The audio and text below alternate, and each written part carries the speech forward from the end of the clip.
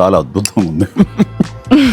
వదిలేస్తే మొత్తం తినేస్తాను, నా సరదా తీరేంత వరకు కొంచెం ఇంకొక తిని వదులుతాను. కానీ చాలా బాగుంది. కానీ ఎంత తిక్కుగా ఉంది మీ ఇక్కడ. So nice. సార్, తల్లిదండ్రులని వారి వృద్ధాప్యంలో పట్టించుకోని వారు, వదిలేస్తున్నవారు, వదిలించుకుంటున్న వాళ్ళు ఎక్కువైపోతూ ఉన్నారు సార్. వారిలో ప్రభుత్వ ఉద్యోగులు కూడా ఉన్నారు. ఈ సమస్యకు తెలంగాణ సీఎం రేవంత్ రెడ్డి ఒక సొల్యూషన్తో ఒక ప్రపోజల్ కూడా పెట్టారు. ప్రభుత్వ ఉద్యోగుల జీతాల్లో 10 నుంచి 15% నేరుగా వారి తల్లిదండ్రుల ఖాతాలకు జమ చేసే అవకాశాన్ని తెలంగాణ ప్రభుత్వం పరిశీలిస్తోందని చెప్పారు. సార్, ఈ ప్రతిపాదన సాధ్యమేనా? ఎక్కువ అవుతున్నారని మీ కంక్లూజన్. అది ఏ సర్వే, ఏ స్టడీ చెప్పలేదు. ఎక్కువ రిపోర్ట్ అవుతున్నాయి. ఎక్కువ అవడం వేరు, ఎక్కువ రిపోర్ట్స్ కావడం వేరు. అవేర్నెస్ పెరుగుతున్న కొద్దీ రిపోర్టింగ్ పెరుగుతుంది. బట్ ఎక్కువ అవుతున్నాయి అనేది I don't think it is correct. So అది కొంత మనకి ఏంటంటే ఎక్సెప్షన్స్ రిపోర్ట్ అయినప్పుడు ఎగ్జాగరేషన్ ఉంటుంది. ఎక్కువ అవుతున్నది అన్న ప్రూఫ్ అన్న దానికి ఏ రీసెర్చ్ స్టడీ లేదు. బట్ జరుగుతున్న మాట నిజం, అవి రిపోర్ట్ అవుతున్న మాట నిజం. సో ఇక ప్రభుత్వ ఉద్యోగులు ఉన్నారు అని మీరు ఇంకొక కంక్లూజన్ ఇచ్చారు. అది కూడా ఎక్కడ స్టడీస్ లేవు. సో ప్రభుత్వ ఉద్యోగులు ఎక్కువ ఉన్నారని ఎక్కడ స్టడీ లేదు. సో అందువల్ల let us not make exaggeration. Fact ఏంటి? సో ఇలాంటి ఇన్సిడెంట్స్ అయితే ఉన్నాయి. అంటే మీకు పార్లమెంట్ చట్టం కూడా ఉంది, parents and old people protection act అని. సో కోర్టు తీర్పులు ఉన్నాయి. సో తల్లిదండ్రుల వృద్ధాప్యంలో తల్లిదండ్రుల సంరక్షణ పిల్లల బాధ్యత అని. అన్ఫార్చునేట్లీ ఈ పరిస్థితి రావటానికి కూడా కారణాలు అన్వేషించాలి. ఈ పరిస్థితి రావటానికి కారణాలు ఎందుకు అన్వేషించాలి అంటే, మానవ సంబంధాలు దెబ్బతింటున్న వేళ మనం బతుకుతున్నాం.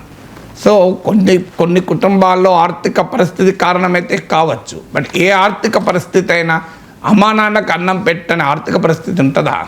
మీకు భారతీయ సంస్కృతి ఏం చెప్తుంది?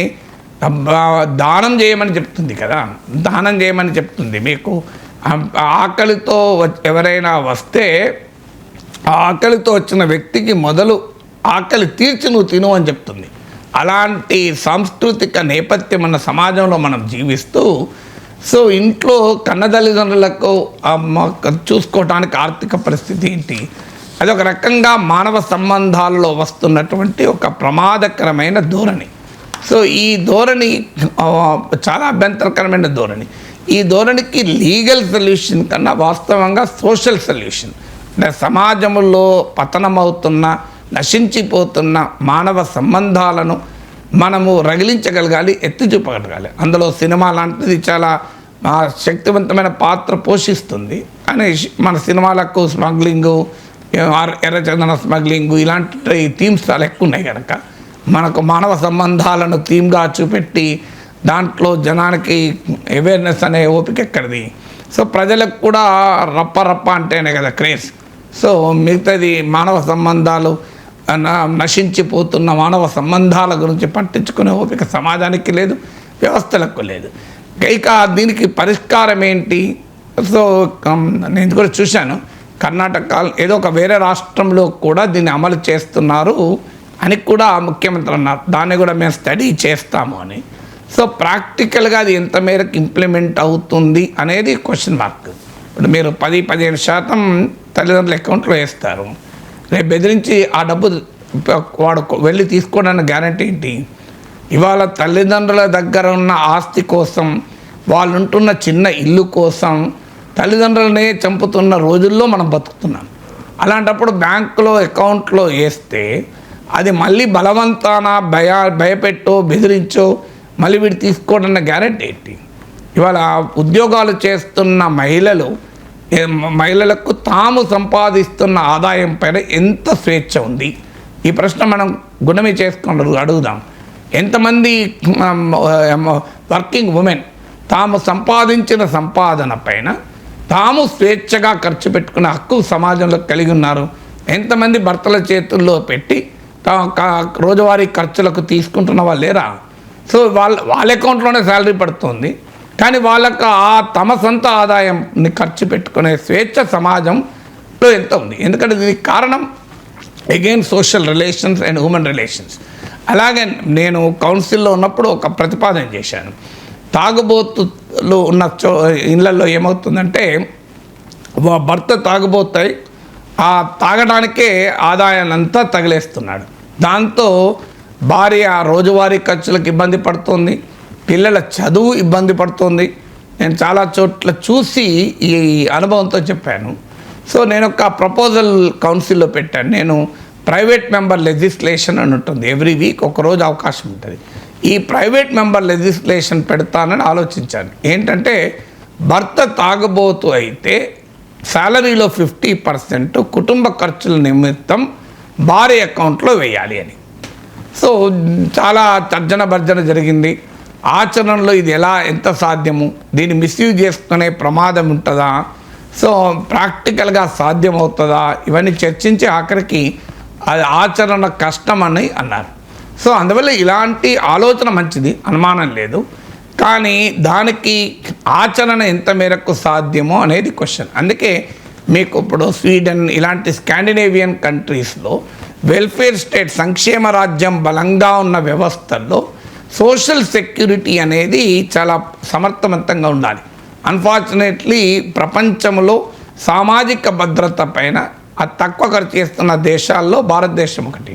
మనం ఈ మధ్య కాలంలో ఓట్ల కొరకు కొంతగా పెన్షన్ పథకాలు వచ్చాయి, కానీ వాస్తవంగా ఒక strong sense of old age security అనేది పాలసీలోనే ఉండాలి. అందుకే మీకు యూనివర్సల్ పెన్షన్స్, సార్వత్రిక పెన్షన్లు ఉండాలి. మీరు వర్కింగ్ ఏజ్లో ఉన్న సమయంలో పనిచేసిన వారికి వృద్ధాప్యములో గౌరవప్రదమైన జీవితం గడపడానికి వాళ్ళకు పెన్షన్ స్కీములు ఉండాలని ఎందుకంటే ఓల్డ్ ఏజ్ సెక్యూరిటీ, అందులో ఇప్పుడు రోజు రోజుకు సగటు జీవిత కాలం పెరుగుతోంది, లైఫ్ ఎక్స్పెక్టెన్సీ పెరుగుతోంది, మార్బిడిటీ పెరుగుతుంది. అంటే అనారోగ్యంతో ఎక్కువ కాలం జీవిస్తున్న పరిస్థితుల్లో ఉన్నారు. సో అందువల్ల వారికి కావాల్సిన సామాజిక భద్రతా వ్యవస్థలు ఉండాలి.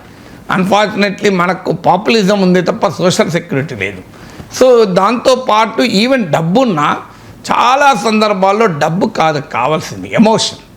డబ్బు సంబంధం లేదు, ఎమోషన్. ఇప్పుడు మా అమ్మ ఉంది, మా అమ్మకు డబ్బు అవసరం లేదు. తన తన తన తన కాలపైన తనకు కావాల్సింది ఖర్చుల మందం తనకు ఆదాయం ఉంది. ఆమె షీదే పెన్షనర్, ఆమెకు ఆదాయం ఉంది. కానీ సమస్య ఏంటి, ఆమెకు కావాల్సింది ఎమోషన్, డబ్బులు కాదు. సో మేము ₹1 ఇవ్వాల్సిన అవసరం లేదు. సో ఇలా చాలామంది కుటుంబాల్లో కావాల్సింది డబ్బు కాదు, కావాల్సింది ఎమోషన్. సో కొడుకు, కోడలు, బిడ్డ, అల్లుడు, మనమళ్ళు, మనమరాళ్ళు ఎంతో కొంత తమ దగ్గర పెట్టుకొని కాస్త వారికి అండగా ఉండడం, అది వారు కోరుకుంటున్నారు. సో అందువల్ల అన్ని సందర్భాల్లో డబ్బే కావాలని కాదు, it's an emotion which is required. ఎమోషన్లు ప్రభుత్వాలు ఇవ్వలేవు, ఎమోషన్లు బ్యాంకుల్లో అప్పు పుట్టదు, ఎమోషన్లు కొంటే దొరకదు సూపర్ మార్కెట్లు. ఎమోషన్ అనేది మానవ సమాజం నుంచి రావాల్సినటువంటి ఒక భావోద్వేగం. నిన్ను కని పెంచిన తల్లిదండ్రులను మించినటువంటి వాళ్ళు ఎవరున్నారు ప్రపంచంలో? అంతకన్నా నీ జన్మకు కారణమైన వారు దైవం కన్నా గొప్ప. కానీ అన్ఫార్చునేట్లీ ఆ రకమైన భావన లేకుండా పోతుంది. బట్ డెఫినెట్గా రాష్ట్ర ప్రభుత్వం ప్రపోజల్ వెల్ ఇంటెన్షన్, ముఖ్యమంత్రి ఆవేదన అర్థం చేసుకోవచ్చు. ఇలాంటి వార్తలు పత్రికల్లో చూస్తున్నాం కనుక డెఫినెట్గా దానికి ఒక పరిష్కార మార్గాన్ని వెతుకోవడానికి ఎక్స్పెరిమెంటల్గా ఏమైనా చేయగలిగితే చాలా సంతోషమే. But how practical it is, how feasible it is అనేది క్వశ్చన్.